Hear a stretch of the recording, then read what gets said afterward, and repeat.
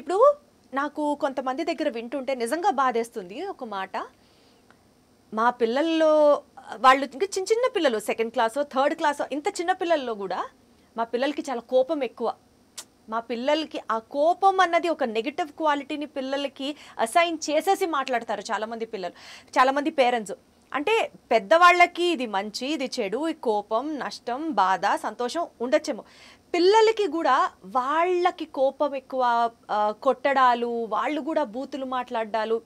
పిల్లల్లో కూడా ఇలాంటి క్వాలిటీస్ని మనం గమనించినప్పుడు యాజ్ పేరెంట్స్ వాళ్ళ రెస్పాన్సిబిలిటీ ఎలా ఉండాలి, ఏమవ్వాలి? పిల్లల కోపం, మా పిల్లలు కూడా కోపం వస్తూనే ఉంటుందండి. కోపం లేకుండా ఈ మధ్య కాలంలో పిల్లలకి అన్ని ఇన్స్టెంట్గా జరిగిపోతున్నాయి. అన్ని చూడడం వల్ల, అంటే మనం ఎంత ప్రాపర్గా పెంచినా సరే వాళ్ళు బయటకు వెళ్తే స్కూల్కి వెళ్తారు, 10 మందిలో కలుస్తారు, ఇంకొకరు పిల్లల్ని చూసి ఇన్స్టెంట్గా అలవాటైపోయింది. ఇన్స్టెంట్గా అలవాటైపోయి ఏదన్నా లేదు, ఏదన్నా కావాలి, ఏదన్నా వాళ్ళ సిబ్లింగ్స్ రిలేషన్స్ కూడా అంతే, చాలా తొందరగా కోపాలు వచ్చి కొట్టుకుంటూ ఉంటారు. కానీ పిల్లల మధ్యలో కోపాలు ఒక వస్తువు కోసం రావడం వేరు, మనమే దానికి ఒక నెగిటివ్ ఎమోషన్ అటాచ్ చేసేస్తున్నాం. అది తప్పండి. వాళ్ళు కొట్టుకోవడం వేరు. కానీ మనం ఊరికే వాళ్ళని కోపం వస్తుంది, దీనికి ఇంతే, ఇది ఇలానే ఉంటది అని చెప్పడం వల్ల పిల్లలు కూడా చాలా డిసప్పాయింట్ అవుతారు. ఒకసారి ఎప్పుడో నా కూతురు గురించి ఇది ఇలానే చేస్తుంది అంటే, అమ్మ నువ్వు ఇంకొకసారి అలా చెప్పకు, నువ్వు అన్నప్పుడు నేను చాలా ఫీల్ అయ్యాను అని చెప్పింది. సో అది చెప్పినప్పుడు వాళ్ళని మనం అర్థం చేసుకోవాలంటే పిల్లలకి కూడా మనం టైం ఇవ్వాలి. నేనేమన్నా చేసేది నా పేరెంటింగ్లో అంటే మీరు ఇలా చెప్తే నచ్చట్లేదు, ఇలా కావాలని వాళ్ళతో కూర్చొని మాట్లాడితే కూడా మనకు అర్థమవుతుంది. సో దాన్ని బట్టి ఒక్కొక్క కిడ్ ఒక్కొక్కలాగా ఉంటారు కదా. సో నాకు ఒకసారి నా కూతురు ఇదేంటి నాకు చెప్పడము అని నేనేం అనుకోలేదు. ఓకే, మీరేం చెప్పారో అది నేను ఫాలో అవుతాను. ఎందుకంటే నేర్చుకునేది ఎవరి దగ్గర నుంచి అయినా నేర్చుకోవచ్చు. 100%. ఇవన్నీ చాలా చిన్న చిన్న విషయాలు, ప్రతిరోజు మనకి ఎదురవుతూ ఉండే విషయాలు. మనం ప్రతి దాంట్లో కూడా వాళ్ళ మీద ఇప్పుడు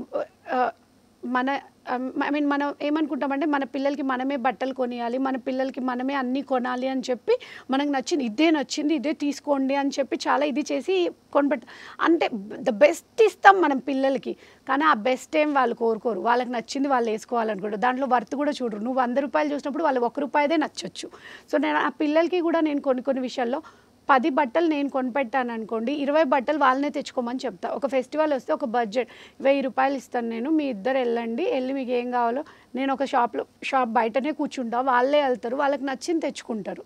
అది ఒకవేళ కంఫర్ట్ డెవలప్ అవుతుంది. అండ్ మన బడ్జెట్ ఎంత, మనం ఎంతలో అలవాటు అవుతుంది. అందులో ఏదైనా తేడా కొట్టి ఆ బట్టలు ఏమన్నా పాడయ్యాయి అనుకోండి, సో నెక్స్ట్ టైం ఇది వాడద్దు, ఇది కొంటే ఇలా ఉంటుంది, లేదా ఇది చాలా ట్రాన్స్పరెంట్గా ఉంది, ఇది మనకి సెట్ అవ్వదు. సో వాళ్ళు చూస్ చేసుకుంటేనే, ప్రాక్టికల్గా బ్రతికితేనే వాళ్ళకి తెలుస్తుంది.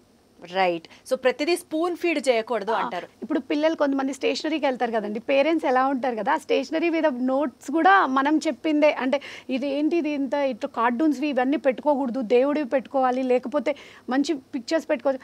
ఆ బుక్స్ అండి వాళ్ళు వాడుకునేవి, వాళ్ళే కదా 24 గంటలు వాడుకునే, వదిలేయండి వాళ్ళ పెన్నుల దగ్గర. సగం అసలు లెట్ గో మెంటాలిటీ పేరెంట్స్కి ఉండాలి. ప్రతిదీ పట్టుకొని నా చెప్పు చేతల్లో నా పిల్లలు పెరగాలి అనుకోవడం is not healthy, it is not suggested also.